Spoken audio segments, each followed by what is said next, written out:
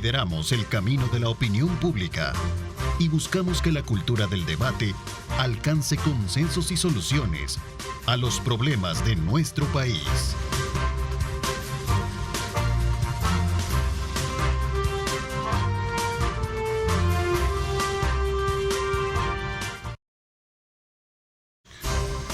¿Qué tal? Buenos días, El Salvador, son las 6 de la mañana con 31 minutos. Qué placer enorme saludarles a ustedes. Como siempre, agradecemos a Dios Todopoderoso por darnos ese privilegio de poder ingresar hasta la intimidad de sus hogares y llevarles, como siempre, temas de mucha importancia. Agradecemos a nuestros colegas de Telenoticias Megavisión por estar, desde luego, siempre informándonos desde tempranas horas de la mañana. Así es que desde ya, bienvenidos. Vamos esta mañana, en una primera parte, a hacer una evaluación de la política de salud en el país, también en el contexto de la celebración de sus elecciones internas del Colegio Médico, el gremio que va a elegir el día de mañana a las nuevas autoridades de la institución, con una planilla única en la cual se espera, pues, de acuerdo a la versión misma que presentan sus actores, la unificación del gremio como una de las propuestas que plantea también el representante y que va como presidente de esta planilla única, que es el doctor Iván Solano Leiva. Así es que esta mañana vamos a hablar de estos y otros temas importantes, de las cuales estarán abordándolo, y le quiero dar la más cordial bienvenida a los representantes del Colegio Médico esta mañana, al doctor Óscar Wilfredo López. Bienvenido, gracias por acompañarnos, doctor. Buenos días, televidentes. Espero las opiniones sirvan de algo para entender los temas que se han mencionado. No somos miembros del Colegio Médico como directivos, somos miembros del gremio médico. Del gremio médico, así es, qué buena la aclaración. Doctor Carlos Brizuela, también bienvenido, gracias por acompañarnos. Buenos días, licenciado, gracias por la invitación. Un saludo a los colegas médicos, a los televidentes y a la población en general. Y estamos aquí para solventar cualquier duda. Ok, importante, el propósito de tenerlos a ustedes esta mañana acá es conocer los pormenores de lo que el día de mañana se presta, desde luego en el contexto de una elección importante para el gremio, y sobre todo cuando también sabemos que juegan un rol bien importante en la lectura que puede tener el país en materia de salud. Bueno, para ponernos en contexto, el Colegio Médico fue fundado el 14 de julio de 1943. Se acaba de cumplir 80 años de fundación. Los fines con el que nació el Colegio Médico era tener un grado alto científico y cultural. Además de eso, ayudar a la solución de problemas en salud y con defensa gremial. Con defensa gremial me refiero a apoyar a los colegas en orientarlos sobre procesos legales o administrativos. Esto con el jurídico precisamente. O sea, estamos hablando de una contribución importante, no solo desde el punto de vista de los aportes en el adelanto científico médico, que creo que hoy en día se requiere mucho, sino que también como uno de los principales también aristas que tiene, su componente bien lo establecía, viendo un poco los estatutos, es ayudar y contribuir a la formulación de políticas de salud en el país. Pues me parece que desde la fundación del Colegio Médico los fines fueron lógicos, fueron necesarios para un gremio que en cualquier país del mundo desempeña funciones muy importantes. Y si no, remontémonos reciente a la pandemia. El gremio médico desempeñó quizá la mejor función, la más importante función a nivel mundial. Y si nos remontamos a la época que dice el colega de 1943, pues sí, requería un ente que aglutinara, que defendiera, que promoviera el desarrollo del gremio como tal. Ahora, ¿cómo observan ustedes este proceso de elección de planilla única y de cara a los retos que tiene la salud en el país? Bueno, con respecto a la planilla única, quizás es importante hablar de que médicos graduados al momento anda en un promedio de 22.800 colegas. de los cuales 2.800 aproximadamente estarán afiliados al colegio médico o son socios del colegio médico. Esta planilla, este padrón electoral que el día de mañana va a votar, tiene que cumplir ciertos requisitos, pero tenemos que muchos de los colegas hay falta de interés a la hora de ir a emitir su voto o de elegir autoridades del colegio médico. Por lo tanto, casi siempre andará en un 3% de la votación de todo el padrón que puede votar para elegir dichas autoridades.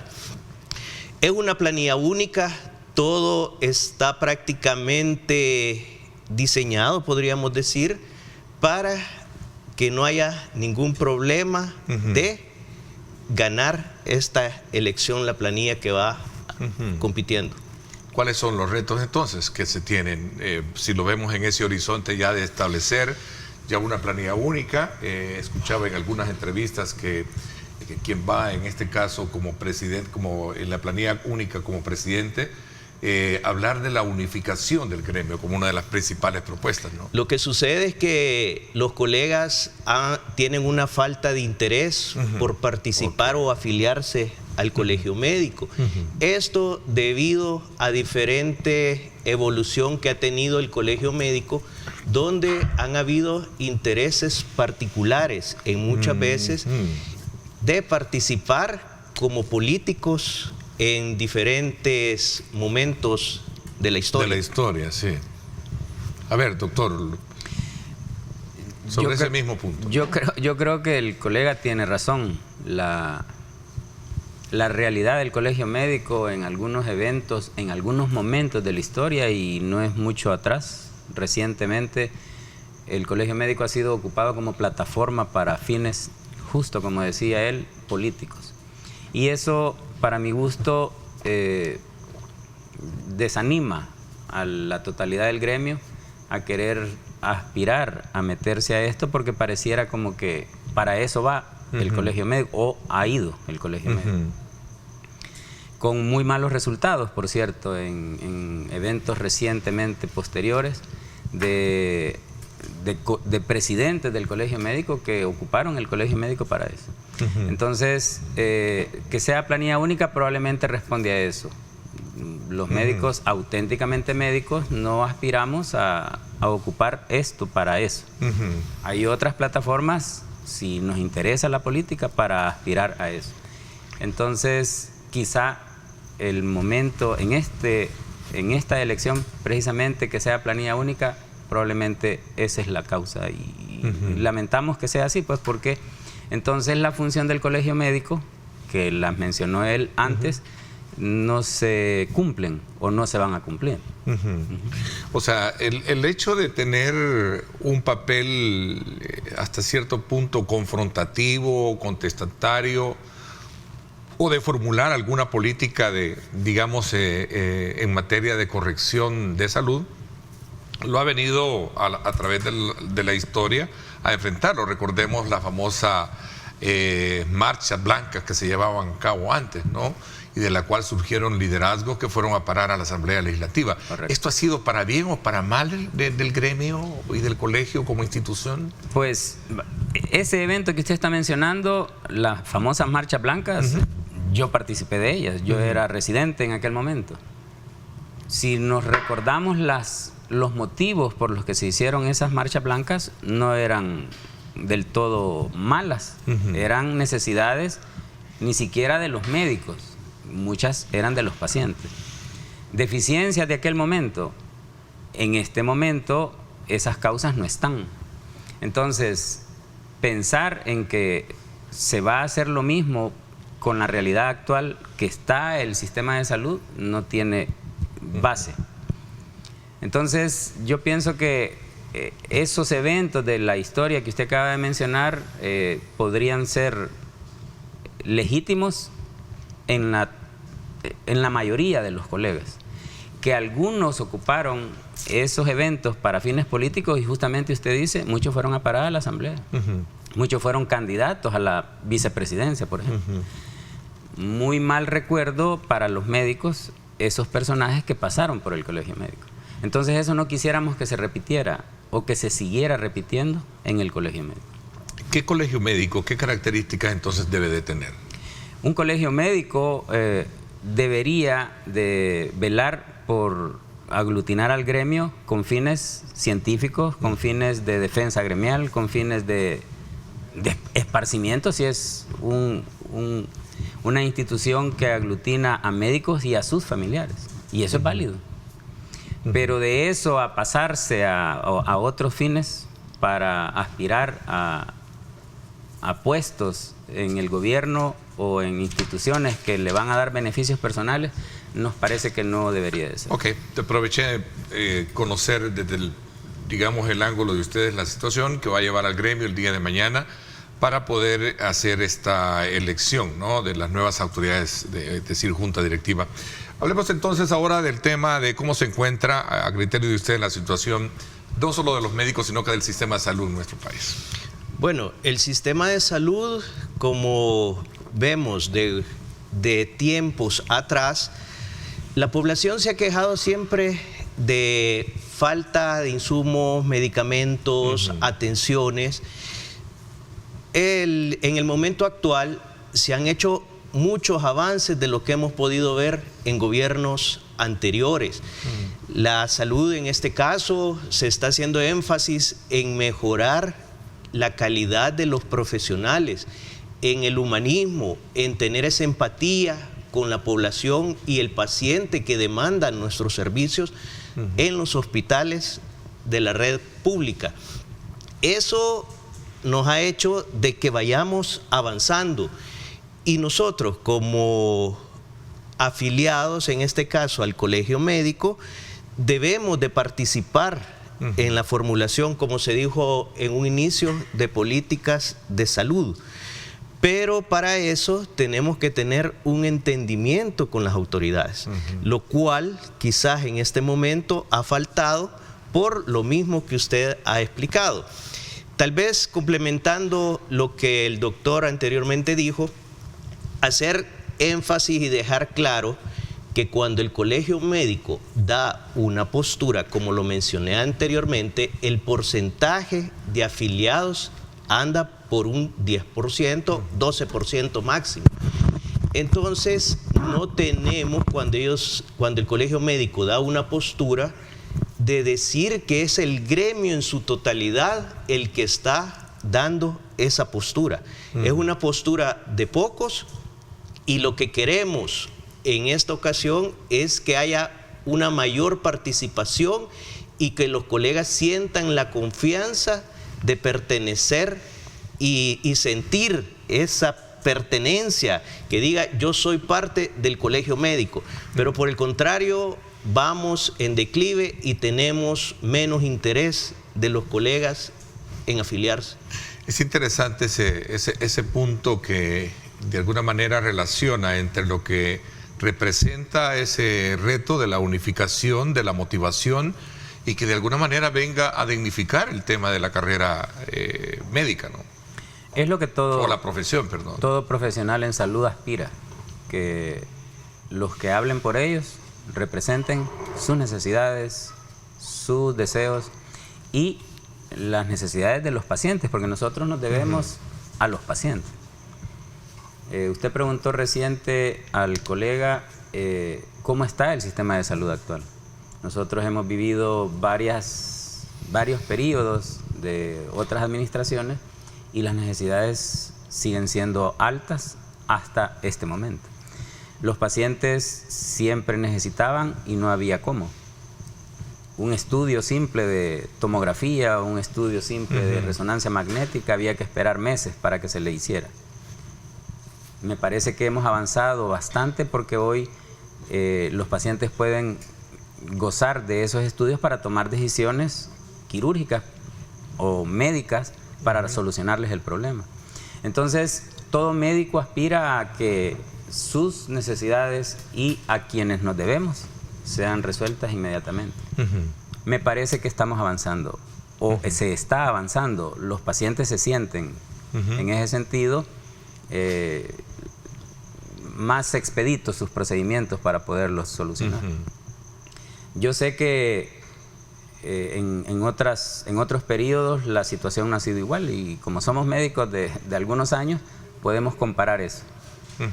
Sin embargo, no hay diálogo entre, digamos, la institución que representa a este sector desmotivado, que es el que ustedes me están describiendo, frente a una realidad de autoridades que gobiernan hoy en día en materia de salud.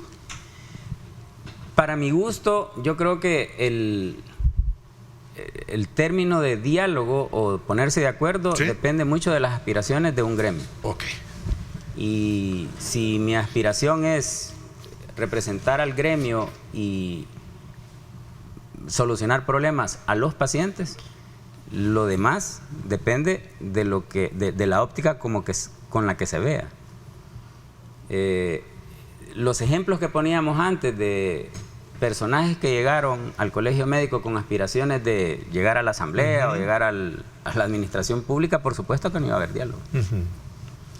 Entonces, si un gremio o los representantes de un gremio representan los deseos y las aspiraciones del gremio, probablemente la realidad sea otra.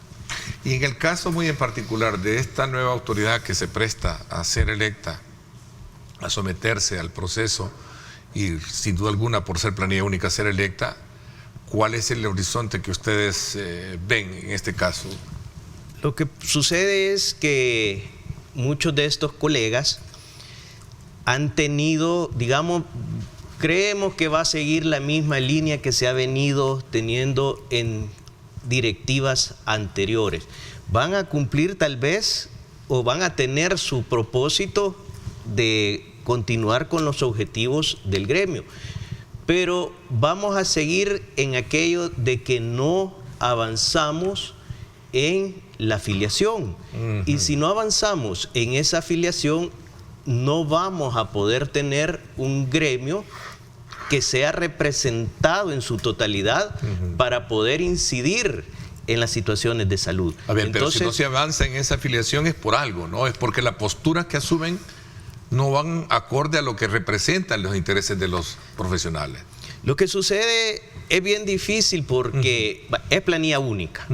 No, desde ahí vemos que el gremio o los colegas, el resto de afiliados en esta ocasión, muestran un desinterés por no participar, no quieren involucrarse.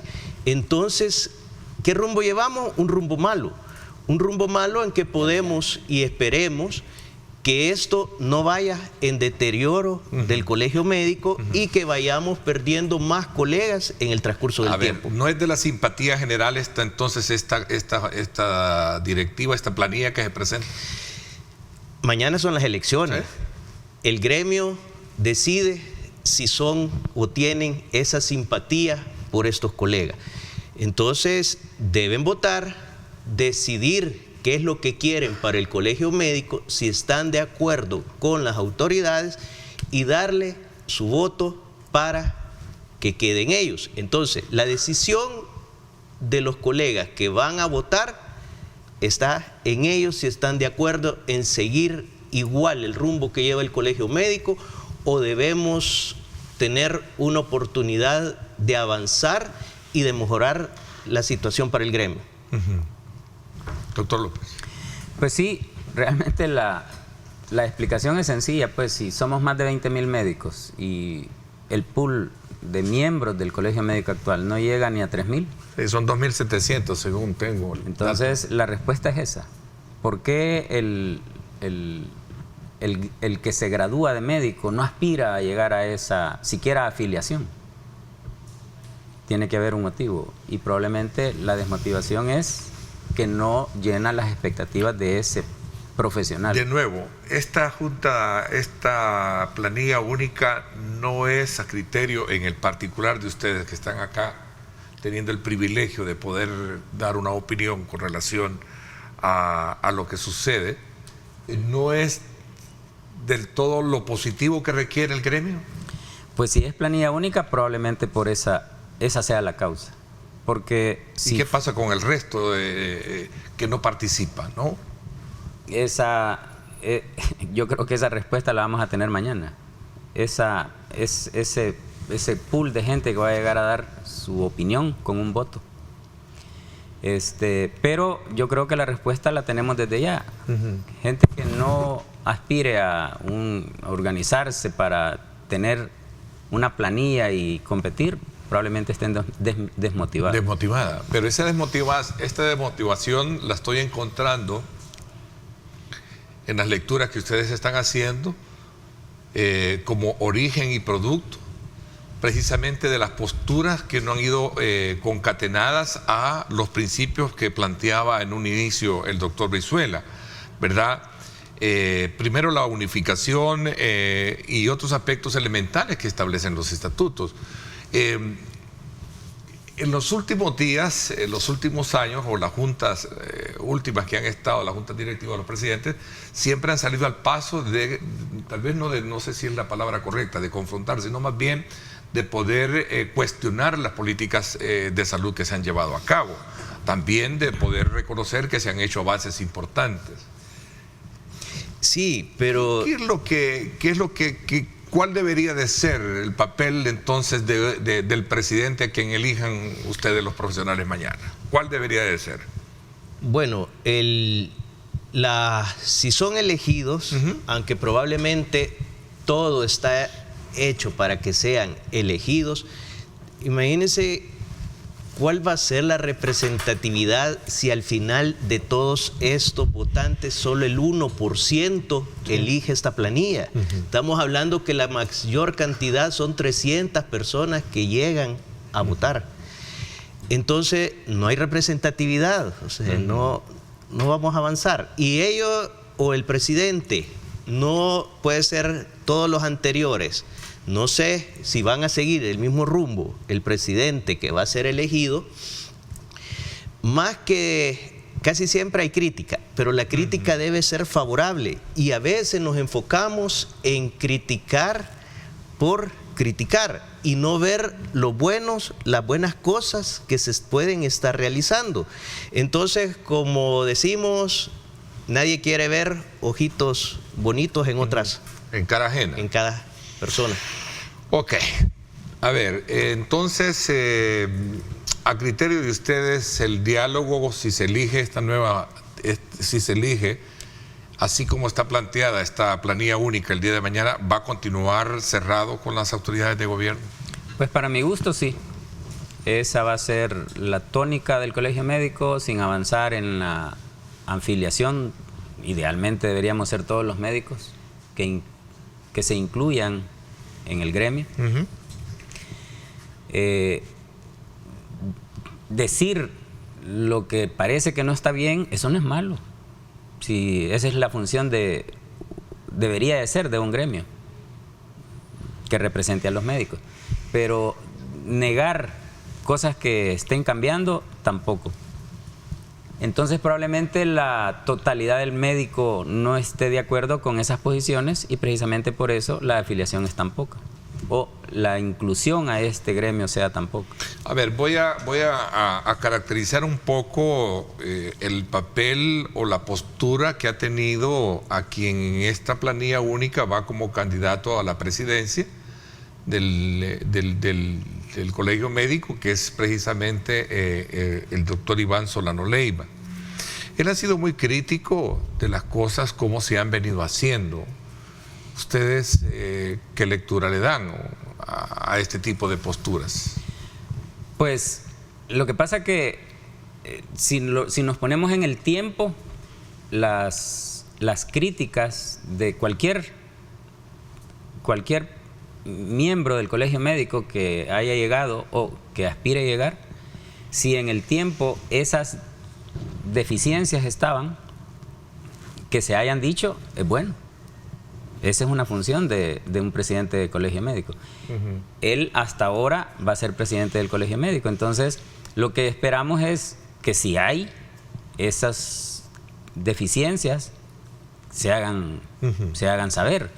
Pero si han cambiado, también deberían aclararse. Porque si no, las opiniones no tienen validez. ¿Por qué? Porque el dirigente de un gremio tiene que ser congruente con la realidad. Si las cosas han cambiado para bien, también hacerlas ver. Y si algo le parece que no es correcto, pues sí. Para mi gusto, no es malo hacerlo público. Lo malo es insistir en un diálogo o en un discurso, es la palabra, que no esté de acuerdo con la realidad. Y eso es lo que ustedes logran ver hoy en día, doctor Brizuela. Correcto, eso es lo que estamos viendo, de que todos tenemos la capacidad o la oportunidad de vertir una opinión, pero debe dejarse la crítica destructiva, porque cuando criticamos lo vemos como que es lo malo, siempre vamos a sacar lo malo. Entonces eso ya debe de parar en las juntas directivas del Colegio Médico. Debemos avanzar, participar en la solución de problemas, como es una de las finalidades del Colegio Médico, y apoyar al gremio, pero un apoyo que sea en calidad de enseñanza con los diferentes actores formadores de médicos, porque esta calidad que vamos a brindar se va a ver reflejada en la atención hacia los pacientes, que es lo que ellos esperan que nosotros le brindemos. En resumen, si no hay un cambio de postura, vamos a seguir la junta directiva o el colegio médico en su poca cantidad de afiliados, sin propuestas. No conocemos ahorita una propuesta de esta planilla con respecto a la salud. Entonces, nos vamos a quedar ahí, vamos a seguir igual y no vamos a avanzar. Doctor Brizuela, así de manera directa, como están tiradas las cartas sobre la mesa para una nueva elección y que esta va a asumir, se supone, a partir de esta elección, ese diálogo, el horizonte para establecer un mejor diálogo con las autoridades o el gobierno, no se ve a la mano. Si siguen en la misma línea que se ha venido planteando el Colegio Médico, difícilmente va a haber diálogo, porque muchas de estas ocasiones vamos a querer hacerle ver al gobierno que nosotros somos los que debemos de tener, digamos, la razón. Y aquí no es de tener la razón, sino de tener un diálogo para una mejor relación y calidad hacia los pacientes. Queda en la planilla cuál va a ser la línea que van a llevar, si continuar con lo mismo o dar un giro de 360 grados y apoyar al gremio en beneficio de la población. ¿Qué tipo de o qué características debe de asumir en sus posiciones un ente tan importante que los representa a ustedes como profesionales, que es el Colegio Médico, para poder abrir ese diálogo con el gobierno? Voy a dejar planteada esa pregunta, voy a hacer una pausa para que cuando regresemos desarrollemos un poco más y entender precisamente la importancia que tiene, ¿verdad?, el gremio frente a la formulación de políticas de salud en el país. Voy a una pausa, no me cambie, regresamos. 7 en punto.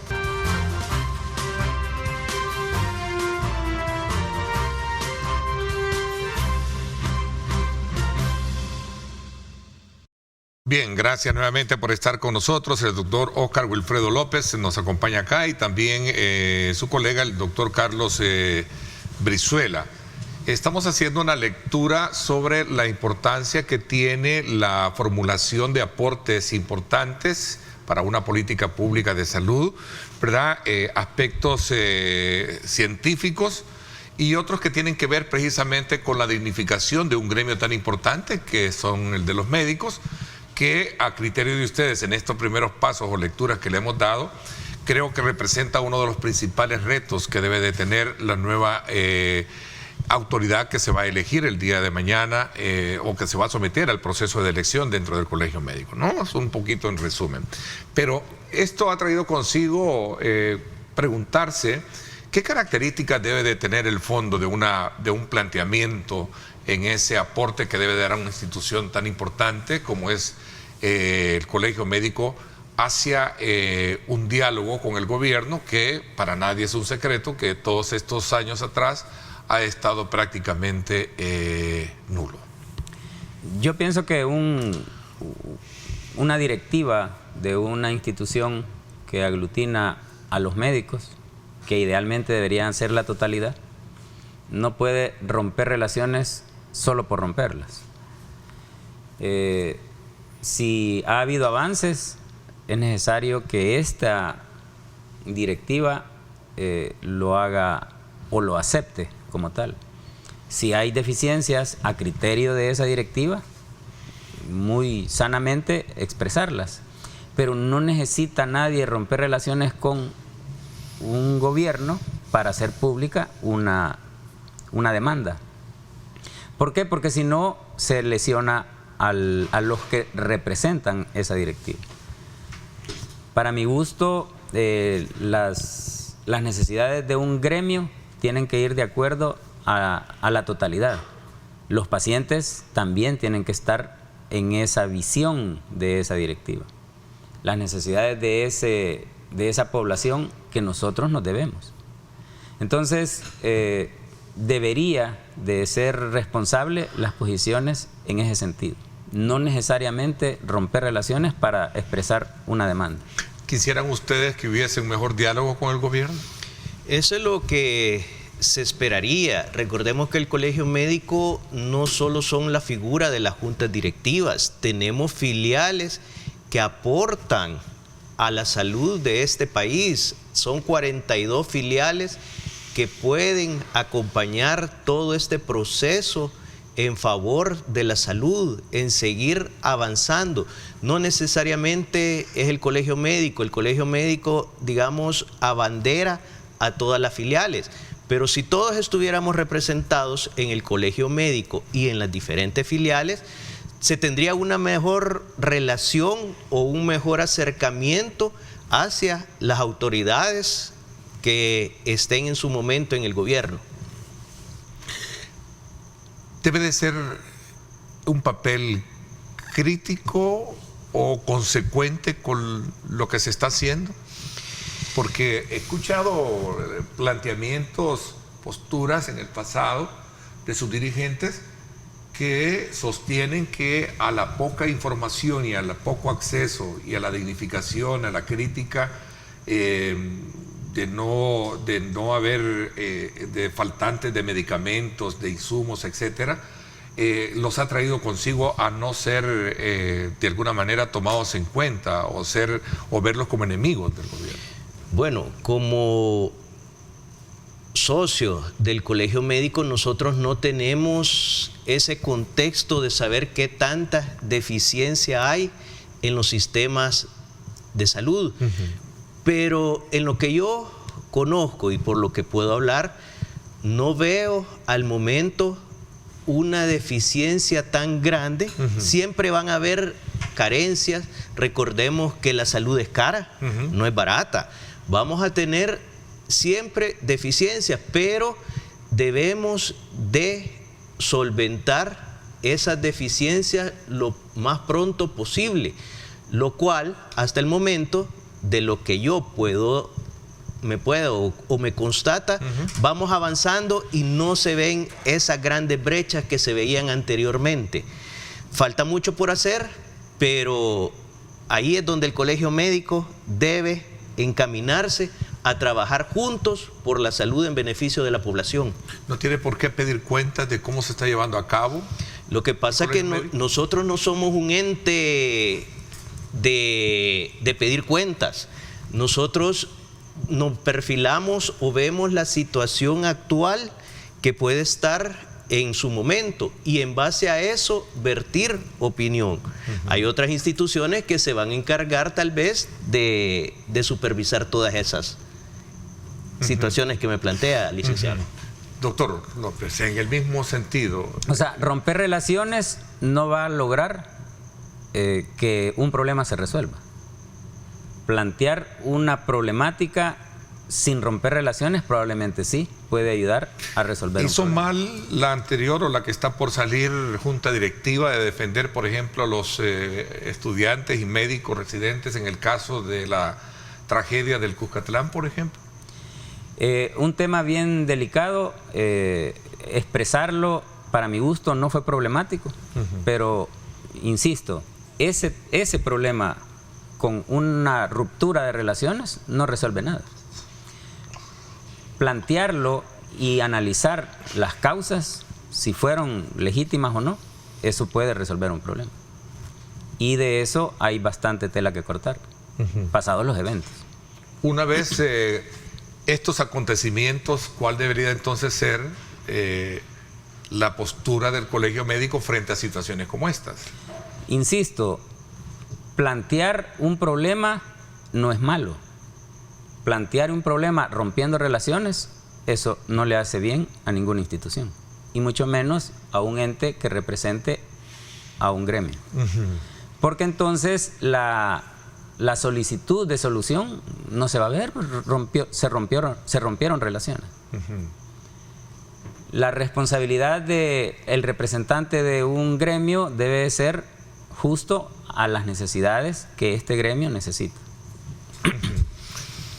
Probablemente, si tuviéramos un acercamiento, no creo que estas versiones o lo que virtieron en redes sociales, a veces es el estrés, es un impulso, pero pudo haberse solucionado. Lo que sucede es que nosotros, como médicos y cualquier empleado, está sometido a leyes. Y nosotros tenemos la ley de servicio civil, donde tenemos que ya está normado que situaciones pueden ser faltas leves, moderadas o graves.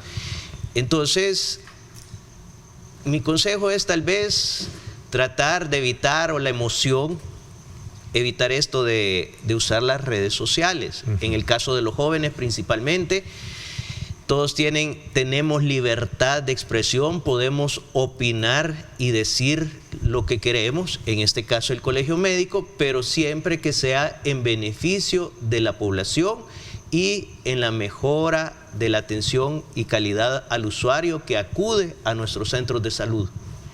Hay un elemento importante detrás de todo esto que tiene que ver con el manejo de la pandemia del COVID, que fue un elemento que pone a prueba o que puso a prueba los sistemas de salud en el mundo, ¿no? El Salvador pasó desde luego bajo una categoría muy importante que fue destacada, resaltada por organismos internacionales. ¿Cuáles son los retos que a criterio de ustedes, corriendo en el tiempo, porque ya se nos está agotando, debe de tener el sistema de salud? ¿Y cuáles deben de ser también los aportes en temas de la dignificación que debe de tener, en este caso, el gremio de ustedes? Porque hemos hablado del sistema de salud, hemos hablado de la elección, hablemos de la dignificación del profesional de la medicina como tal, ¿no? Pues el ejemplo que pone usted es bien importante. La pandemia fue, digamos, la prueba de cualquier país, de cualquier sistema de salud en el mundo. Su servidor y probablemente el colega, los dos en diferentes áreas, expuestos a una enfermedad que mataba. Claro. Si no hubiéramos tenido el soporte que se tuvo, probablemente no estuviéramos en esta entrevista. O sea, yo operé pacientes que con COVID terminaron falleciendo porque estaban con la enfermedad. Pero muchos pacientes no les pasó y muchos colegas no nos pasó por el soporte que se nos dio. Y eso se pudo medir en diferentes países y afortunadamente nosotros no fuimos de los peores. Entonces, si eso lo ponemos como ejemplo, el reto es justamente eso. El profesional de salud, para resolver problemas, tiene que tener soporte, y el soporte lo da un sistema de salud. Para mi gusto, hemos avanzado.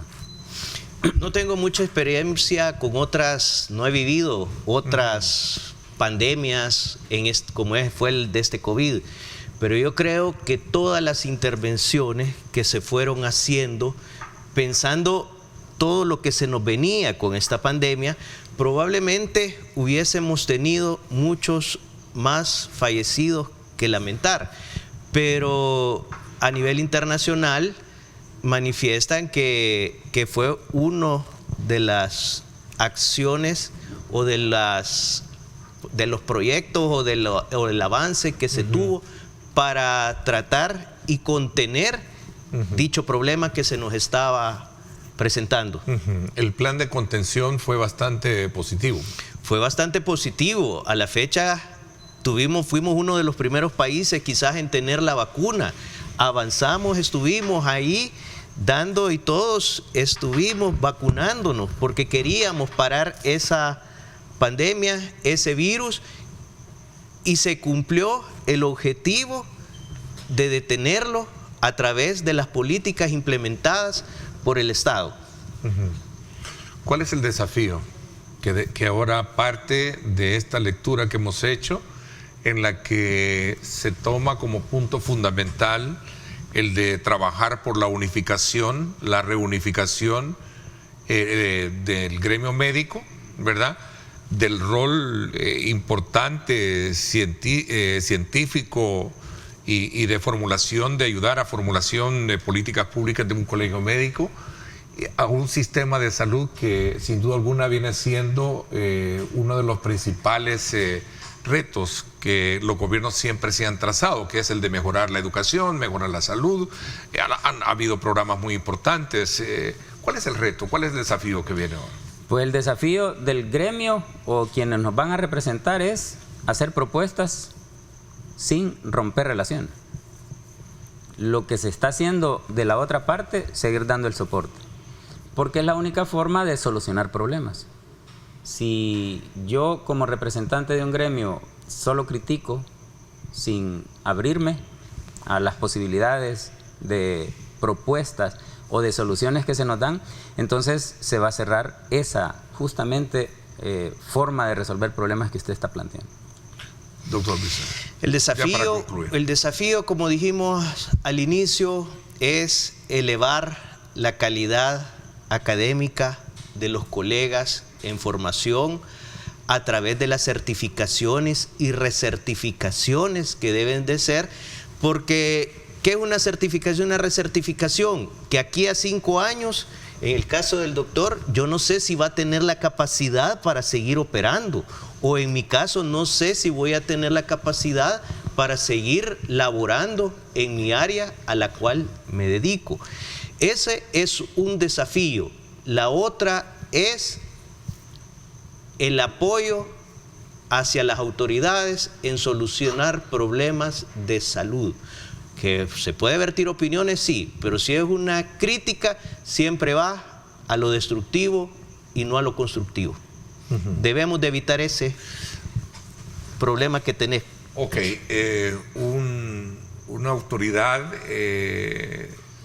colegiada que sea crítica constructiva, en resumen. En resumen, me está planteando. Correcto, así debe ser para tener un buen entendimiento en las políticas de salud que sean, como lo dije en un inicio, en beneficio de la población. Muchos a veces toman de que fuimos héroes en la pandemia. Ese es un término que lo vemos porque dimos el todo con los pacientes, apoyamos. ¿Qué hubiera sido el Estado sin el apoyo de los colegas? Pero en realidad yo no me siento un héroe, porque es el deber ser por lo cual yo estudié la carrera, el servir y estar ahí cuando la población me los demande. Bueno, el tiempo se nos fue. Quiero agradecerles el que nos hayan acompañado y que nos hayan dado una lectura precisamente de los temas abordados y sobre todo también en el contexto de esta elección que el día de mañana se va a llevar a cabo, ¿no? Son varios lugares de votación que hay, ¿no? Sí, habrán lugares de votación. Según el último informe que hemos visto en redes sociales por parte del Colegio Médico, serán votaciones en el Colegio Médico, en diferentes hospitales nacionales, en las financieras de Ecomédica y en el Seguro Social. Ok, interesante. Gracias, doctor López. Le agradezco mucho a que nos haya acompañado. Doctor Brizuela también. Gracias, un gusto y saludos a la población. Le agradezco muchísimo. Nos vamos a una pausa. Luis Ernesto Mendoza nos tiene un avance de noticias. Luego regresamos con un tema también importante desde la perspectiva del ministro de Medio Ambiente. Quédese con nosotros.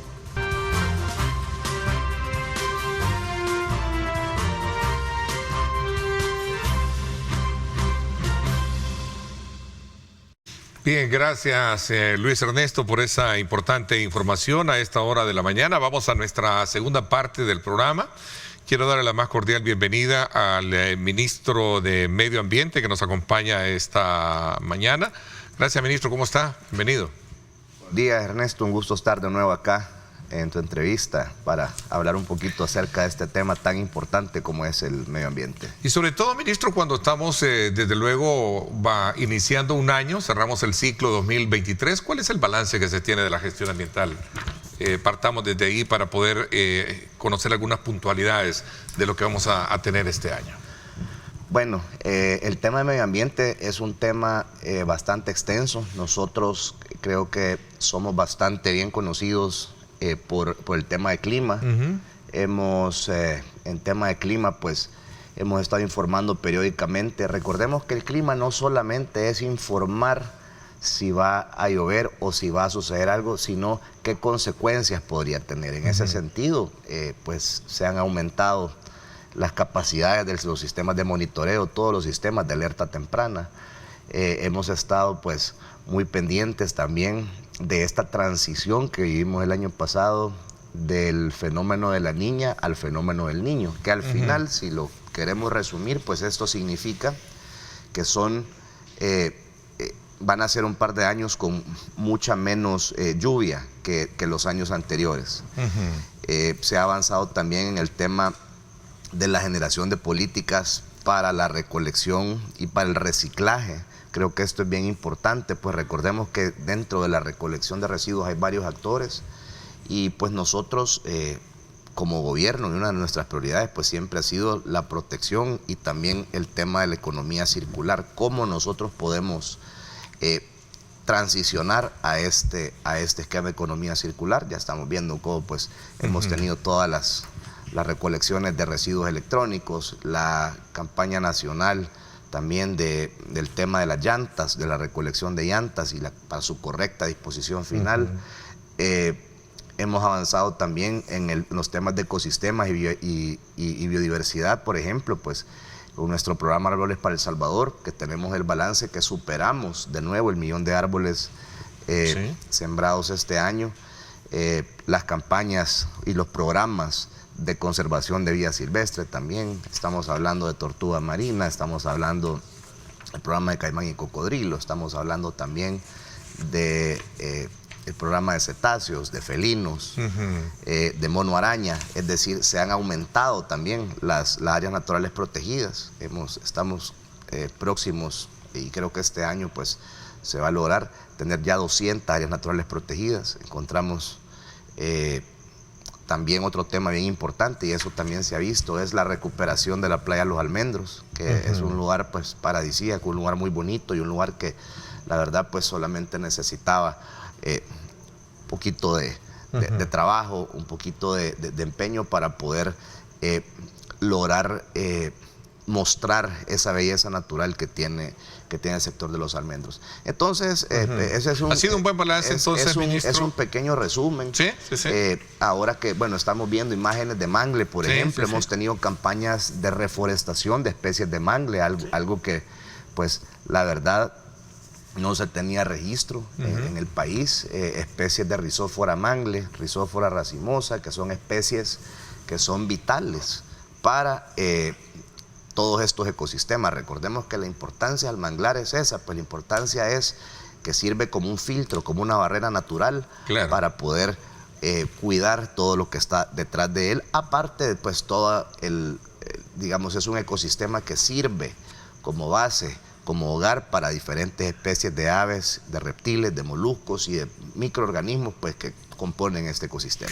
Decía, previo a conocer de su presencia este día acá en el programa, me decía el día de ayer una persona en particular: mira, vas a tener al ministro Fernando López, ministro de Medio Ambiente, me decía, preguntarle si esas imágenes de los pumas representan, son reales, son de aquí o no. Claro que sí son de aquí, le digo, porque de hecho son parte del monitoreo que tienen ellos en ciertas regiones de la zona norte del territorio, ¿no? Sí, como parte de los programas de conservación de vida silvestre se han instalado en diferentes áreas naturales protegidas este sistema de cámaras trampas. Son cámaras activadas por movimiento y es ahí donde hemos podido obtener todas estas imágenes. Incluso se tuvo un caso el año pasado muy curioso en el cual pues un noticiero de otro país, un noticiero de Costa Rica, agarró imágenes del Ministerio de Medio Ambiente, le borró la marca de agua que decía Gobierno de El Salvador y las presentó como propias. Eso a nosotros, pues, más allá de molestarnos, más allá de presentar el reclamo, la apropiación, ¿no?, de la imagen, ¿sí?, la verdad, pues es algo que nos llena de mucho orgullo, pues, porque realmente es un buen trabajo. Se han mostrado no solamente especies de pumas, pues, sino que toda la biodiversidad que está en esas zonas. Estamos hablando de felinos tan grandes como pumas, pero también todo tipo de mamíferos pequeños, venados, armadillos, estamos hablando de cotuzas, algunos tipos de reptiles, iguanas, zorros, coyotes, es decir, sí, coyotes, es bastante diversidad, y esto precisamente sirve para poder registrar los especímenes, para poder registrar también las manadas. En el tema de los pumas, por ejemplo, hemos logrado registrar familias de pumas, sí, hemos podido registrar crías con su madre, y esto pues es algo que nos está ayudando a fortalecer el sistema de áreas protegidas y a poder pues también tener esta información. Y algo bien importante, porque toda esta información no nos sirve de nada si no lo utilizamos correctamente, y es el tema de educación ambiental. Lo que se busca acá es generar ese componente de educación ambiental, generar la conciencia. Muchas veces, y esto lo hablábamos en una entrevista pasada, creo, el tema es que a los niños, por ejemplo, cuando van al kinder, o cuando nosotros fuimos a parvularia hace ya un par de años, los animales que nosotros vemos, pues era el elefante africano, el león africano, el hipopótamo, y son los animales sin conocer la vida silvestre que tenemos en la región. Entonces creo que es importante que sepamos. También es importante hacer el llamado que si nos encontramos con algún animal, a veces pues los animales por el A o B motivo pueden llegar a las zonas pobladas. Están los teléfonos del Ministerio de Medio Ambiente, están las líneas abiertas, están las redes abiertas para poder reportar, y nosotros pues podemos reubicar ese animal a donde pues él pertenezca. Ministro, usted mencionaba del rescate de esta playa, de este sector, Los Almendros, en el occidente del país. Era una playa que tiene un componente en primer lugar, de reserva, ¿no? Es un lugar de reserva, protegida, es un área protegida, ¿no? ¿Hay algún proyecto en particular? El inmueble como tal es un inmueble propiedad del Estado, administrado por el Ministerio de Medio Ambiente. Entonces, pues básicamente lo que se ha hecho es eso, pues es ordenar, es fomentar el turismo en la zona, pero un turismo con un enfoque de conservación, un turismo con un enfoque también educativo, en el sentido que podemos nosotros apreciar las diferentes especies, podemos nosotros también controlar la cantidad de turistas que ingresan, pero también algo sumamente importante es la prohibición de plástico en esa zona, por ejemplo, el tema del control de los residuos. Es decir, es un lugar que poco a poco se está volviendo uno de los lugares emblemáticos de la zona occidental de nuestro país, y esperamos pues que así se mantenga. Esperamos y abrir más playas de este tipo dentro de las áreas abrirlo protegidas. Al público, pero de una forma responsable, ecológicamente hablando, ¿verdad? Sí, de una forma ecológicamente hablando, por otro lado también de forma bien ordenada, diría yo. Y no estamos hablando de nada que se salga de los cánones, sino que simplemente pues de cuidar, de conservar, de no botar basura. Sí. Es la responsabilidad que debemos de tener todos a la hora de visitar un lugar turístico. Tal y como lo encontramos. Entonces, qué bueno. La verdad, pues hemos estado trabajando bastante en este tema de áreas protegidas. Hemos declarado 31 áreas naturales protegidas nuevas, es decir, que estamos casi llegando a las 200. Hemos casi duplicado la cantidad de hectáreas protegidas. Entonces, al final, pues son temas que se han ido trabajando de la mano con los otros temas. Como mencionaba al principio, nosotros a veces somos más conocidos por el tema de clima, pero son varias direcciones operativas que se dedican cada quien a su área. Ok, hablando de clima, ministro, este año que recién concluye se caracterizó precisamente por tener altas temperaturas, ¿verdad? Obviamente para la época de diciembre siempre se presentan frentes fríos y para esta época en la que estamos actualmente. ¿Cuál es, y creo que medio logré entender, para este año las condiciones poco van a variar, sobre todo por el fenómeno, entiendo, del Niño, que va a seguir predominando para los próximos 2 años, ¿no?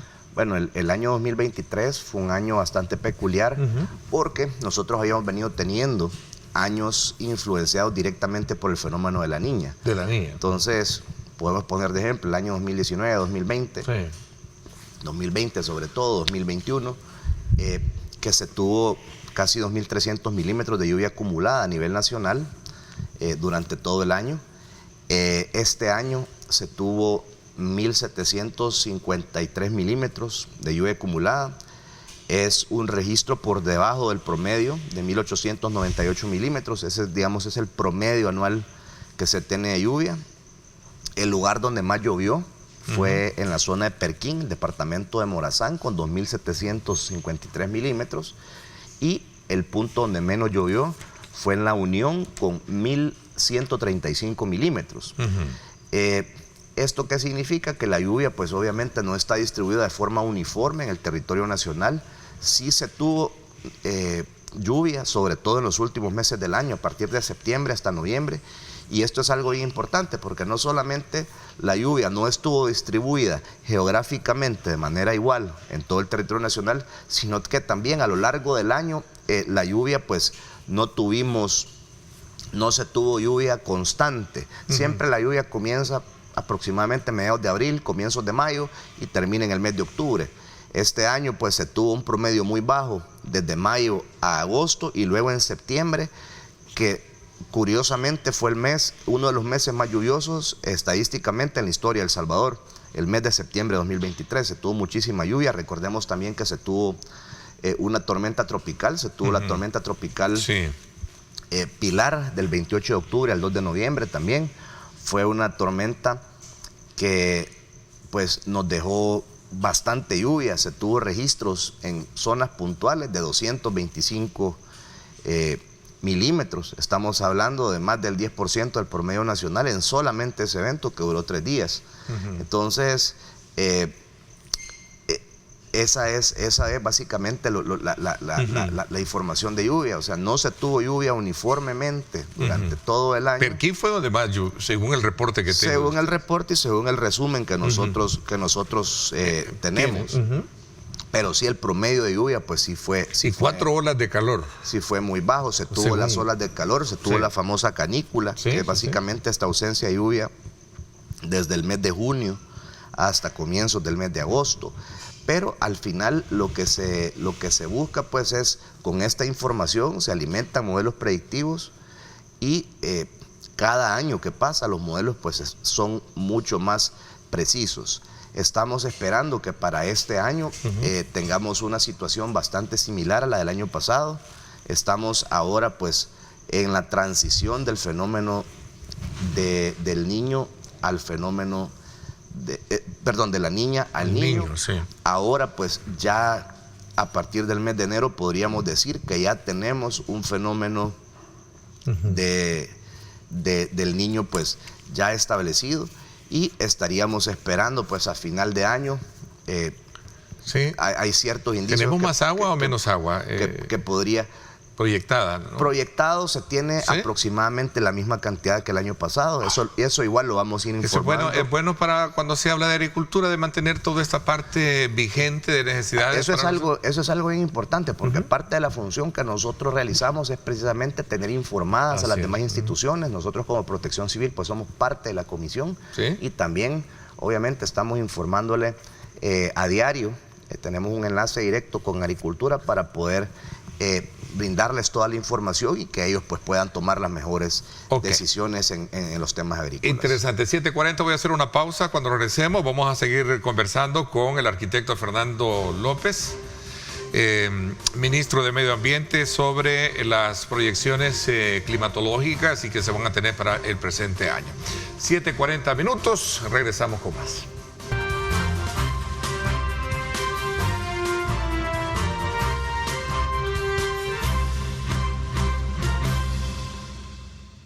Bien, gracias nuevamente por estar con nosotros. Continuamos conversando con el ministro de Medio Ambiente, el arquitecto Fernando López, y estamos hablando precisamente sobre un balance de gestión ambiental con respecto al año que recién concluye y un poco en perspectiva lo que viene para el presente año. Vamos a tener igual cantidad de agua de la que tuvimos, me dice, para este otro año con respecto al año pasado, ministro. Y esta es una información muy importante. Si sería similar, sin embargo, y esto es bien importante que lo recordemos, es que esto puede variar. O sea, puede variar. Los pronósticos por algo son así, ¿no? Es información que tiene una certeza hasta cierto punto, pero hay varios factores que pueden hacerla que varíe. Uno de ellos son los sistemas meteorológicos que se pueden formar en el Océano Atlántico, o que se pueden formar en el Océano Pacífico, y eso, dependiendo de cómo interactúen entre ellos, puede variar la forma que caiga la lluvia en el istmo centroamericano. Pero si queremos tener un pronóstico, un estimado, sí, estamos viendo que según cómo se ve el fenómeno del Niño, según cómo se ven las temperaturas de los océanos, estaríamos hablando que este año pues estaría bastante similar. 1.800 milímetros, no más de eso, hasta que termine el año. ¿Bueno o malo para el sector agrícola? Bueno, esa es una ponderación que le toca dar al Ministerio de Agricultura. Pues como te repito, nosotros a partir sí les estamos dando la información, sí les estamos dando la información de forma periódica, para que ellos pues puedan saber. Se trabaja no solamente con Agricultura, también con la Autoridad del Agua, con ANDA, para poder para que ellos tengan toda esta información y se pueda pues tomar las mejores decisiones. Hay una pregunta que están formulando ahí, es ¿qué se está haciendo para detener la destrucción de áreas verdes por la construcción de algunas áreas de construcción en el occidente del país y la contaminación de ríos? Dicen. Bueno, ese es un tema que nosotros estamos viendo desde el comienzo. De hecho, el tema de los... ahí está la pregunta. El tema de los permisos ambientales. Dice, soy originario de Huachapán y me gustaría saber qué acciones ha tomado el ministerio para detener la contaminación. Ahí está el río Escalante que desemboca en el Salto de Malacatiupán. Hay un proyecto residencial que ha tirado sus aguas residuales en ese río. ¿Cómo avanza el caso, dice, en particular, ministro? Bueno, una de las cosas, y este es un tema muy extenso que podríamos pasar horas hablando de eso, pero básicamente, cuando nosotros llegamos al Ministerio de Medio Ambiente, se tenía la creencia que al ignorar la tramitología ambiental se estaba ayudando al medio ambiente. Y se estaba haciendo todo lo contrario, pues. A ellos, cuando se ingresaba un trámite ahí, se tardaban 8 años en dar una respuesta, ya fuera afirmativa o fuera negativa. Ellos pensaban que esa tardanza pues estaban retardando la degradación de los ecosistemas, y se hizo todo lo contrario. Entonces, lo que estamos viendo pues son todas estas malas prácticas que se tenían. ¿Qué es lo que nosotros estamos haciendo? Bueno, primero, tenemos diferentes instrumentos para facilitar toda la implementación de todas estas normas. Segundo, cada uno de los permisos ambientales que se dan pues tiene su compensación ambiental. Esto es bien importante.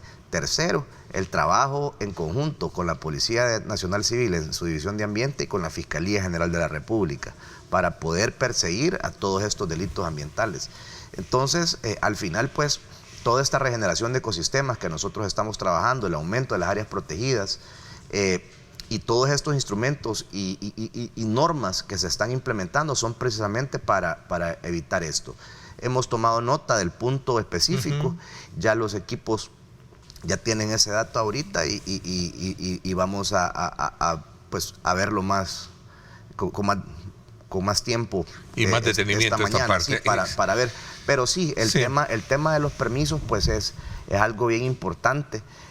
Tenemos, por ejemplo, el visor de aguas residuales que ofrece a la población. Ese link pues está en la página del Ministerio de Medio Ambiente. Tenemos una visión, un acceso inmediato a la información sobre la situación actual de las plantas de tratamiento de aguas residuales ordinarias, especiales, vertidos.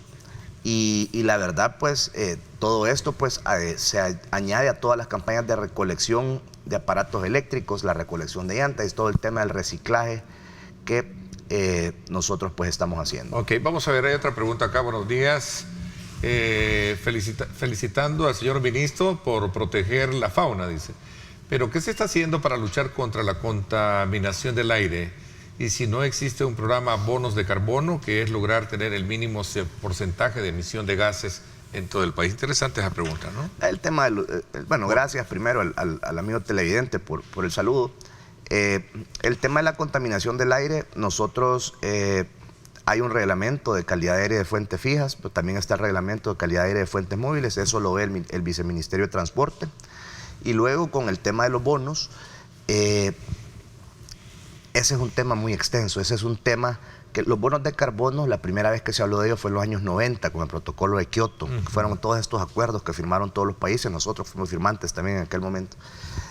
Y de lo que se trata es de poder compensar, digamos, si nosotros tenemos 1 hectárea de terreno, nosotros podemos cuantificar cuánto se captura de carbono, se le asigna un valor económico y a través de una institución financiera, una institución que se encarga de la emisión de estos títulos valores, pues estos se comercializan en un mercado. ¿Por qué no se ha hablado mucho de bonos de carbono en esta zona? Es básicamente por 2 cosas. Primero, porque nunca se ha tenido el interés, y segundo, por la extensión de la tierra. Entonces, nosotros muchas veces no podemos comparar una masa boscosa, y no nos vayamos muy lejos, nos vamos a la selva del Petén, por ejemplo, que son extensiones de tierra que son a veces la mitad o la 1/4 parte de todo nuestro territorio nacional.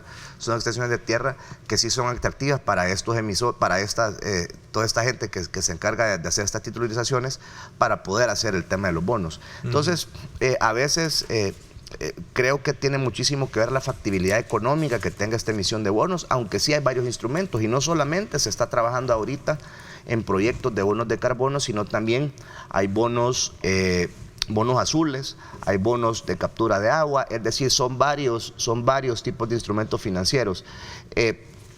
Esto al final se comercializa y esto pues puede tener un impacto positivo. Esto ya se ha visto en varias ocasiones, pero desgraciadamente, pues, como repito, por la extensión de tierra que tenemos nosotros, que son 20,000 kilómetros cuadrados, que eso es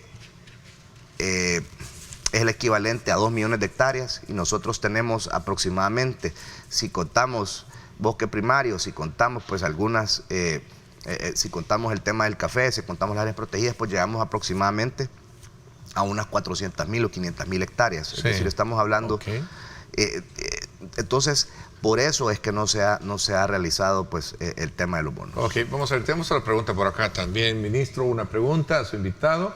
En el occidente del país se caracterizaba por ser un lugar lleno de bosques, pero hoy en día se han realizado varias talas de árboles en notificaciones para la construcción de zonas residenciales, ya que el clima es cada vez más caliente por la deforestación. ¿Ustedes como medio ambiente han dado autorización a la alcaldía o dicha alcaldía ha tomado decisiones de realizar este tipo de acción? Ese es otro tema bien importante, y también aquí se hace el llamado a todas las instituciones que demos los permisos de forma ordenada. Esto es bien importante porque, por ejemplo, la tala urbana está regulada por las alcaldías, la tala rural está regulada por el Ministerio de Agricultura y Ganadería, y nosotros estamos solamente encargados de regular la tala dentro del sistema de áreas protegidas. Entonces, muchas veces el tema de la tala pues tiene que ver con estos proyectos, pero de nuevo, cuando un proyecto está legalmente establecido, cuando un proyecto cumple con todos los requisitos, porque para eso está la ley de medio ambiente, para poder regular todo el desarrollo del país. Entonces, ya con un proyecto está legalmente establecido, se hace una compensación ambiental, es decir, que se construye en un lugar, pero se hace una compensación en otro. Entonces ese es el balance que se maneja. Interesante. Lo importante es que haya una mejor coordinación, comunicación y, como usted dice, ¿verdad?, que se haga todo ordenado, porque el desarrollo y digamos el medio ambiente deben de ir a la par, no se pueden detener, ¿no? Es un punto elemental que creo que a lo largo de la historia se ha venido sosteniendo. Vamos a la última pausa y regresamos con los desafíos, proyecciones ambientales para el presente año. 7:52 minutos.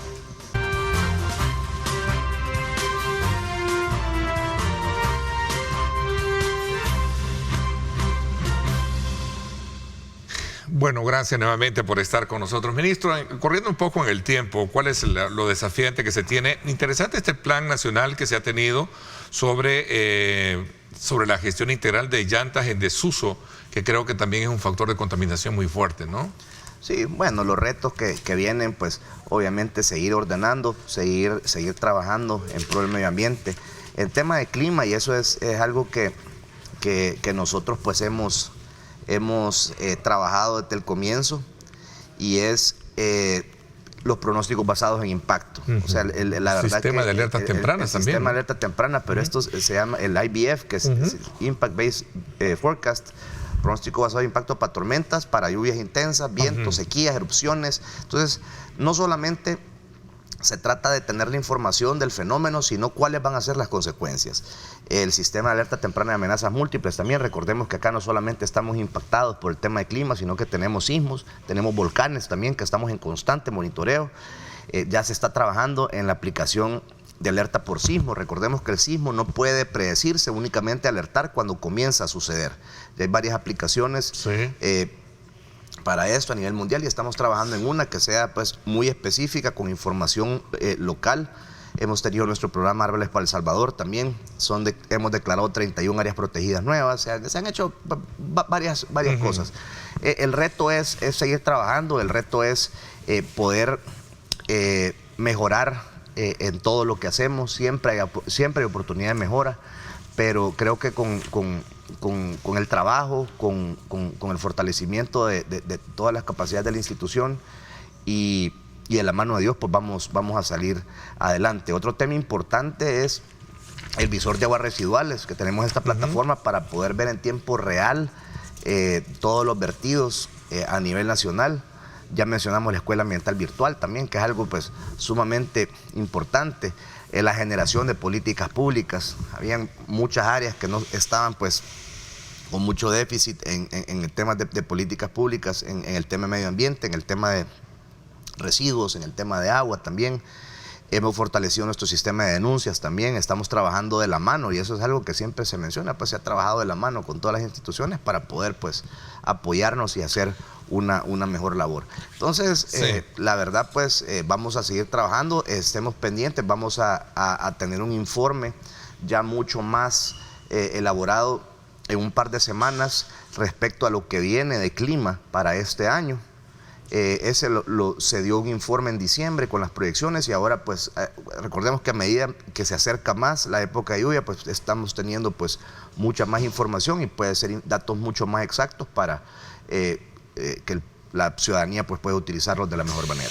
Bueno, el tiempo se nos fue. Quiero agradecerle, ministro, que nos haya puesto en balance de todas las actividades que se han hecho, y sobre todo también de lo que viene hoy por delante. Sabemos que el sistema de alerta temprana es un instrumento, una medición muy importante para saber qué es lo que podemos tener de acuerdo a los fenómenos naturales. Así es que muchísimas gracias por habernos acompañado. No, muchas gracias. Estemos pendientes de la red de medio ambiente. Siempre hay información muy útil, sobre todo ahora que hemos tenido viento, y próximamente pues en los próximos meses que vienen las lluvias. Gracias. ¿Vamos a tener vientos para los próximos días, o va a ir disminuyendo? Va disminuyendo, pero cuando hayan eventos de vientos norte, pues vamos a ir informando. Vamos a ir informando. Ok, gracias, le agradezco mucho por mi parte. Esto es todo por hoy, pásenla bien, y como siempre recuerden lo más importante, amar a Dios sobre todas las cosas. Lideramos el camino de la opinión pública y buscamos que la cultura del debate alcance consensos y soluciones a los problemas de nuestro país.